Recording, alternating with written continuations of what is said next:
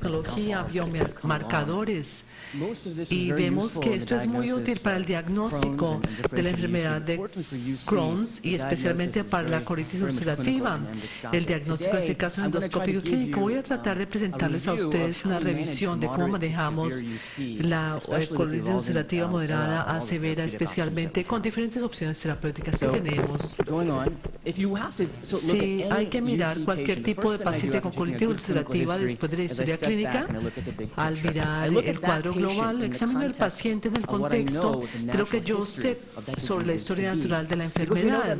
Sabemos que los mayores pacientes empiezan con inflamación, pero los otros pacientes terminarán con colectomía o con una malignidad y otras complicaciones de la enfermedad. Yo sé que en algún momento específico tendrán una complicación y debo evitar que suceda esta complicación. Aquí empezamos con un caso pequeño, mujer 20 años, colitis ulcerativa, diagnosticada cuando estaba en la universidad y recibía también terapia oral, rectal y azalamina, pero viene al consultorio con dolor abdominal difuso, tiene diarrea 8 veces al día y tiene urgencia y tenesmo.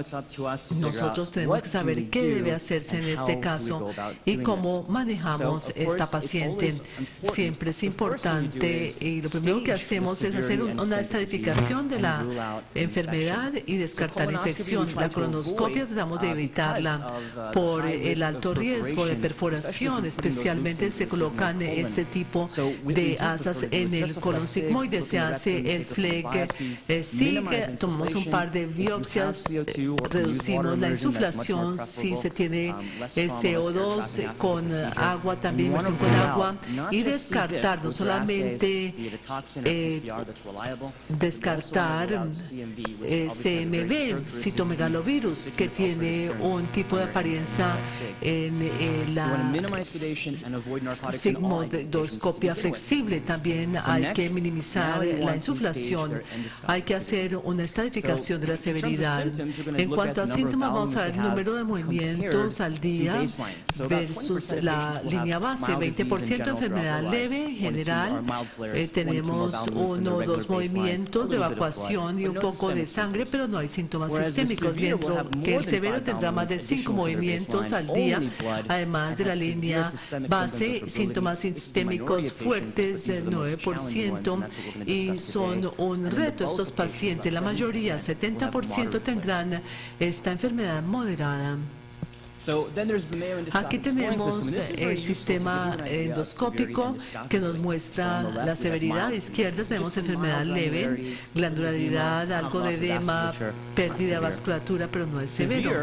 El severo a la derecha tenemos hemorragia espontánea, ulceración severa, y es el peor colon que hayamos visto. Moderado es intermedio, podemos tener algo de friabilidad, la vasculatura está ausente, y vemos pérdida de vasculatura, que es el signo más importante para evaluar. Nos indica que hay mucho edema y granularidad, que los vasos han desaparecido. Factores de pronóstico. Estas son cosas que podemos buscar a nivel clínico sin ninguna herramienta. Desde el inicio, esto nos puede permitir predecir necesidad de cirugía o colectomía, frecuencia de evacuaciones si no han tenido más esteroides. Si han recibido esteroides o corticosteroides endovenosos, todavía pueden tener muchas evacuaciones después de 3, 4, 5 de tratamiento. Este sería un signo de pronóstico muy pobre. Porcentaje de heces con sangre. Si no se reduce, entonces no seguimos el camino apropiado. Vemos el cuidado o estado clínico. Están hospitalizados, pacientes más enfermos son admitidos al hospital, y sabemos que el paciente es más enfermo y que se puede manejar de forma externa. Es diferente si hay infección activa.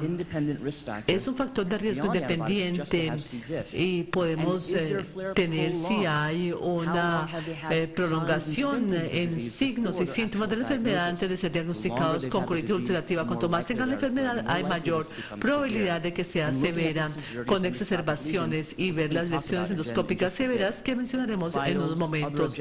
También signos pandemia, anemia, CRP elevado, abdominal baja, una sola radiografía. La tomografía no es necesaria. Estamos viendo la dilatación del colon transverso y de más de 5 centímetros, que es un signo de fibrosis y de colon con estos problemas de colitis ulcerativa. Los síntomas endoscópicos son importantes. Vemos aquí a la derecha, vemos pacientes con colitis severa que tienen posibilidad de no. And if you make the differentiation based on endoscopic signs alone, those with moderate colitis, superficial ulcers, they have a 23% chance, a much, much more reduced chance of proceeding to colectomy. So yes, endoscopy can help predict how aggressive you are going to need to be with your therapy and the timing with which you initiate that therapy. So we go ahead and scope our patient. Her CMV is negative. She doesn't have any deep serpiginous ulcers, and the biopsies were negative for CMV as well. But this is her colon. This is not a happy colon. This is an ugly, bad, bleeding colon. So we know that we must act. So what are our options? Well, this is the typical pyramid that I've tried to amend a little bit here. On the bottom, we have mild disease, which we typically treat with topical mesalamines. And now with the advent of budesonide MMX, we're able to treat mild to moderate colitis with those topical type of advanced steroid as well. But as we get into the moderate to severe range, this is where biologics have come into the forefront of therapy. So beyond that, we now have to think, well, what if people are not responding to anti-TNFs? And we'll briefly review the role of anti-alpha integrins and other immunosuppressants, such as cyclosporine and tacrolimus.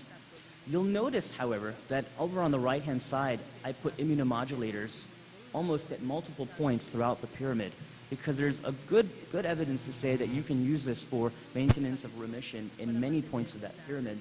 But I put a big question mark next to methotrexate. So we have a tall order here, but we're going to go through each of our options and try to determine what the data shows and what is practical for us to do as clinicians based on where we practice.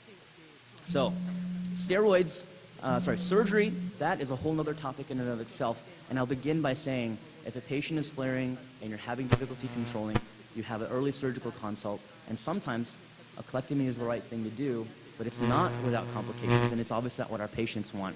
Hence why I'm going to focus on this medical management of UC. So, steroids, they work. It's fantastic. They have a wonderful response. They are our backup drug. They are our necessary evil. So this table shows pretty much most of the landmark trials in which UC patients with moderate to severe disease flares were randomized either placebo or IV corticosteroids. And you can see that the percentage response rate is not bad. However, the flip side of that is es que hay una buena parte de 30-50% que van a ser refractarios a esteroides. Sabemos que los esteroides no son una opción buena a largo plazo. Y de hecho, después de tener exposición o necesidad de esteroides de forma temprana en el primer año, es un factor de riesgo independiente para tener que pasar luego a colectomía. Tiene sentido si lo miramos desde el punto de vista clínico, si son tan severos que requieren esteroides para pasar a remisión o respuesta clínica, posiblemente tienen una enfermedad activa y muy agresiva. Ahora, en este caso, vamos a revisar los biológicos en cuanto a anti-TNF. Miren con cuidado esta tabla y miren que es una comparación de infliximab, el estudio Acton-UNOS, y tenemos aquí ADA y GLM en el PURSUIT. El estudio PURSUIT es difícil hacer una comparación directa de un anti-TNF a otro. Vemos eje X, tengo aquí respuesta, remisión y curación de mucosa, y vemos aquí números que aparecen que son delta, porcentaje de cambio en cada uno de estos estudios para aquellos desenlaces comparados con placebo. Vemos aquí que formulación endovenosa de infliximab demostró un delta mayor en uso severo versus sub-Q, pero fueron todos muy efectivos para ayudar a inducir una respuesta y una remisión. Y la cicatrización de la mucosa es un nuevo paradigma y patrón de oro para la consolidación. Fueron buenos para la inducción y mantenimiento, pero de experiencia clínica sabemos que infliximab, aunque es la droga que escogemos, no siempre funciona tan bien. O sea, ¿por qué hay una baja respuesta a infliximab en el mundo real? La llegada de monitoreo de drogas terapéuticas es una forma y sabemos que los anticuerpos a infliximab pueden influir en el nivel y en respuesta del paciente y sabemos igualmente que hay pérdida luminal fecal de infliximab. Aquí tenemos un estudio maravilloso presentado el año pasado, publicado este año en IBD. En el estudio los pacientes se les dieron infliximab 5 miligramos y vemos la respuesta clínica que se evalúa a las 12 semanas, a los 3 meses. En los primeros 14 días de infliximab, muestras fecales de IFX infliximab se evaluaron, se encontró el desenlace de los 3 meses para ver quiénes respondían y quiénes no. Encontraron que los pacientes que no respondían eran aquellos que tenían mayor nivel de infliximab en las heces. Estaba perdiendo el anti-TNF a través del intestino. El mecanismo de acción no sabemos cómo explicarlo totalmente, pero sabemos que eso está sucediendo y sabemos que todos aquellos que no respondían tenían mayores niveles en los primeros días de infusión en las heces de infliximab. ¿Cómo entonces resolvemos este problema? ¿Cómo lo manejamos? Vamos a seguir 0 y 6, la regla de infliximab, cuando tenemos estos pacientes tan severos cuyo colon queremos salvar o hay esperanza. Aquí se habla de un régimen de infliximab acelerado para recibir periodo de inducción estándar de 0, 6 y 2, 8 semanas a un régimen acelerado donde recibían 3 dosis en las primeras 24 días. Un periodo mediano. Aquí vemos tasas de colectomía, resultados muy acentuados. Se hizo aquí, en este caso, y se aceleró la cantidad de infliximab en el cual el paciente recibía la tasa de colectomía se redujo de forma significativa. Cuando tenemos este paciente severo, tenemos una gran cantidad de inflamación, actúa como un sumidero que está chupándose este anti-TNF y no hay suficiente que circule. Y esto tiene sentido. Tenemos datos donde el desenlace real, una tasa menor de colectomía, lo que es información muy importante. Algunos pacientes, sin embargo, ya están recibiendo infliximab. Tenemos alguna esperanza de poder utilizar otro anti-TNF. Aquí tengo un ejemplo donde pacientes ya expuestos a infliximab se les daba adalimumab en el caso de enfermedades moderadas severa. Vemos aquí remisión, respuesta a la izquierda, pacientes sin exposición anti-TNF y aquellos que eran específicamente que habían recibido infliximab respondieron pero en menor grado. Se puede utilizar otro anti-TNF dentro de la clase y posiblemente no nos dé una respuesta tan buena, pero puede tener eficacia aún.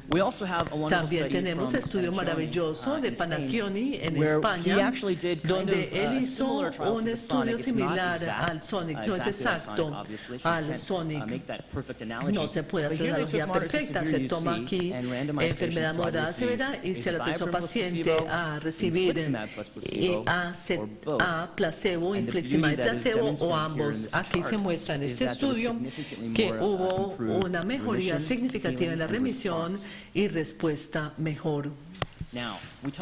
Hablamos también de ciclosporinas, paciente que no responde a los anti-TNF, refractario a esteroides. Sabemos que las diosporinas no van a tener efecto de 8 a 10 semanas, e incluso más adelante no tendrán un efecto sino los 3-4 meses. ¿Qué hacemos cuando no hay respuesta clínica? Las ciclosporinas son un fármaco difícil de utilizar en muchos centros porque requiere mucho trabajo sanguíneo. Es controversial en cuanto a eficacia. Tengo diapositivas. En esta primera los datos se ven impresionantes. Para aquellos pacientes, estudio retrospectivo, 2 años de seguimiento de pacientes que recibieron ciclosporina y luego finalmente se pasó a otra terapia, o pacientes que recibieron ciclosporina y también se inició un inmunomodulador. Se encontró que el paciente que estaba en terapia combinada, anti-TNF, no corrección del orador ciclosporina y 6-MP realmente tenían 50% menos tasa de colectomía, lo que es sorprendente. Y aquí vemos lo que dio origen a la evidencia de que si uno hace y utiliza ciclosporina se puede inducir una remisión más larga y se evita la colectomía con la adición de un inmunomodulador para terapia de mantenimiento. Recientemente, en el 2012, hubo un tipo de estudio controlado autorizado, ciclosporina versus infliximab, resultados que no son alentadores, pero son lo contrario a lo que presenté anteriormente. 115 pacientes que no habían utilizado infliximab y refractarios utilizaron 2 mg kilogramos por día o infliximab 5 miligramos por kilogramo 0,6. Respondieron y se dieron azathioprina. Todos recibían inmunomodulador en el estudio, pero vemos aquí estas curvas. La tasa de fracaso o falla fue equivocada. No hubo diferencia entre ambos grupos. Uno puede decir, bueno, caray, entonces ahora esto indica que no funciona. ¿Por qué lo vamos a considerar ciclosporina? ¿Por qué usted sigue hablando de esto? Fue un estudio maravilloso, había que hacerlo. Se midió nivel de ciclosporina que se puede hacer y esto es necesario y es crítico cuando se maneja la ciclosporina. Sin embargo, una cosa que no pudieron hacer fue mirar el nivel de anticuerpos de infliximab y hacer monitoreo de la droga terapéutico en respuesta a la severidad de la enfermedad del paciente, aportando la importancia de los datos que presenté anteriormente, o tal vez se requería un tipo de dosis acelerado para mostrar que infliximab funciona. Ciclosporina es difícil y no les voy a presentar todo el protocolo, pero hay que monitorar electrolitos, calcio, magnesio, fósforo. Es una infusión lenta, dividida a 24 días, estado estable 2-3 días después de iniciar la infusión, y allí se mide el nivel de la droga y tiene que ser precisa esta medición. Se debe tener personal bien entrenado para manejar estos pacientes y hay que tener en cuenta los efectos colaterales. Hipertensión es el más común, nefropatía, anomalías de electrolitos, convulsiones, parestesia, cefalea y también infección oportunista. Y esto hay que recordar, discutir con el paciente por el riesgo mayor de infección y tener una profilaxis apropiada. Es más complejo porque la absorción oral de la ciclosporina es pobre y es inestable. Ahora tenemos tacrolimus. Es una droga poderosa, pequeño estudio, se requiere más trabajo, pero es interesante. 62 pacientes en total autorizados para recibir placebo o tacrolimus. En el caso de esta enfermedad refractoria, titulación, nivel de tacrolimus 10 a 15 nanogramos por ml. Vemos aquí cómo tacrolimus respondieron los pacientes a las 2 semanas. Uno puede preguntarse, bueno, es maravilloso las 2 semanas, pero ¿qué pasa si seguimos más? Se extendió el estudio aquí a la derecha, a la superior, se extendió a 12 semanas. Se comparó el desenlace en mismos pacientes que tenían consolidación, cicatrización de mucosa y respuesta a las 2 semanas. Si eran 12, tenía más consolidación de la mucosa y mejor remisión durante este periodo de tiempo mayor. Y es algo que se puede utilizar el tacrolimus en la práctica clínica en el 94 para trasplante de hígado y se utilizó en ciertos centros también para este caso específico, pero requiere, sin embargo, un monitoreo muy cuidadoso. Y el metotrexato, aquí tenemos algo que es de mucha controversia. El último análisis de Cochrane fue publicado el mes pasado, hace unas 3 semanas, y mostró que metotrexato versus placebo, sulfasalazina, 5-asa y teopurinado tenía efecto superior en la remisión de la colitis ulcerativa. 2 estudios en curso se han hecho y se publicaron resultados preliminares a 16 semanas, resultados que sugieren que pueden tener una respuesta en la remisión con metotrexato, pero nuevamente solamente es un número de pacientes pequeño, datos preliminares. Usted puede tener pacientes que respondan, pero ahí no hay datos para respaldar e indicar que es el camino apropiado para ellos. Ahora que tenemos aquí la llegada de la terapia antiintegrina alfa, primera generación, natalizumab, tenemos también verosimab, era un tipo de anticuerpo no selectivo y promovía el desarrollo de PML, encefalopatía irreversible. No es algo apropiado cuando se habla de riesgo-beneficio. En el caso del paciente tenemos ya aquí vedolizumab, un tipo de anti-beta 7 específico al intestino, es decir, que en teoría solamente entra al intestino, no hay penetración al cerebro de receptores allí, no hay evidencia de PML. Se ha presentado con este medicamento y es un medicamento útil, sí, pero hay datos de estudio Gemini vedolizumab en colitis ulcerativa semana 6. Vemos que la semana 6 se había logrado una cantidad importante de respuesta y remisión, y esto se sostuvo en el caso de terapia de mantenimiento. Estos pacientes que eran naive, anti-TNF o expuesto, en ambos grupos se vio una respuesta que pudo capturarse con vedolizumab y se pudo tener también una remisión libre de esteroides que es de gran importancia y es un estándar que tenemos que buscar. Bueno, tengo una última diapositiva para presentarles a ustedes qué es que se hace en la situación más desesperada. Si no les han preguntado antes, se los van a preguntar en cuanto al tabaco. Sabemos que para pacientes el tabaco tiene algún tipo de efecto terapéutico. Tomamos ratones y les quitamos el cabello, se induce colitis química y se les pone humo. Y alquitrán de tabaco, la colitis mejora. No sabemos por qué, no sabemos si es la nicotina o si es otro tipo de químico dentro del humo que está teniendo efecto terapéutico. Estudios múltiples se han hecho, es un tema de controversia. Y lo último que vamos a hacer es decirle a los pacientes que vayan por favor a fumar, porque hay riesgo de cáncer y otras complicaciones. Sin embargo, si usted habla con los prácticos, usted encontrará en algunos casos pacientes que han logrado remisión porque han leído este artículo y uno no puede encontrar ninguna enfermedad activa. No he tenido un paciente personal con esta situación, pero uno de mis colegas tenía un paciente que hizo esto cuando tenía una exacerbación severa y la colitis presentó remisión. No hay claridad, no podemos decirle al paciente que fume, pero lo dejo aquí porque es algo que cuando pensamos que es malo para la gente y que no queremos mencionarlos, tenemos que tenerlo en cuenta. En el tratamiento de colitis ulcerativa moderada severa hemos avanzado mucho. Haga cigomoidoscopia flexible, no se requiere colonoscopia total y descarte infección, CMV y CM difícil.